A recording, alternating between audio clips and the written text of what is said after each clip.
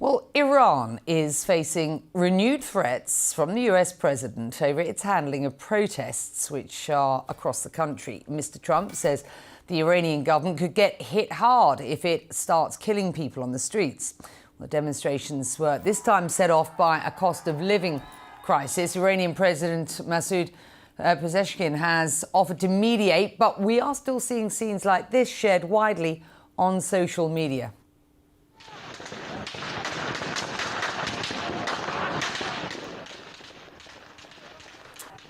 Right, that's people running for cover as gunfire erupts. I'm joined now by Mohammed Ali Shebani. He's editor of Amwaj.media, a digital platform that focuses on Iran as well as Iraq and the Gulf, a regular guest on this show. Let's just start with where we believe these protests are currently and how widespread. So, Becky, I think geographically they are nationwide, and we're seeing the involvement of shopkeepers, traders, merchants, students, and a lot of working class people outside the capital in Tehran. We've seen a lot of violence, particularly in the southwest of the country, and also the involvement of weapons, not just on the part of the authorities, but also imagery of some protesters being armed. So it has potential of getting worse, but right now it seems contained compared to previous rounds of protests in 2022, 2009, etc.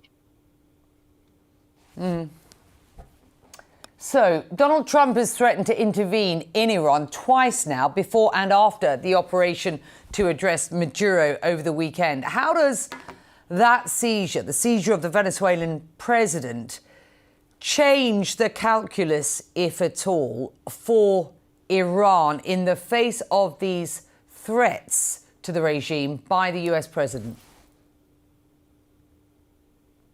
That's a really good question. I guess when Iran looks at Venezuela, the number one, there are a number of aspects to look at. Number one is, has Trump cut a deal with other members of the Venezuelan government? So that's a big question mark that nobody's really answered. So is there a question about Maduro having been taken out and his vice president, for instance, dealing with the United States? And how could that look in Iranian setting? That's the question number one, I imagine, is on the minds of many people in Tehran. Number two is a look at how major powers such as Russia and China have reacted. So Iran and the United States went through a military conflict in June.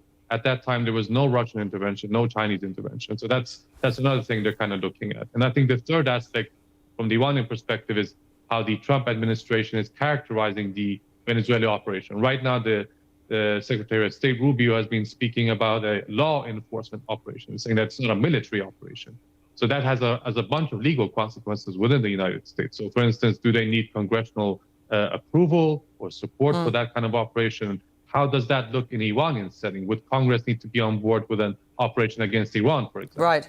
So there are a bunch of different legal, political issues, and I think in Iran they're looking at the bigger picture.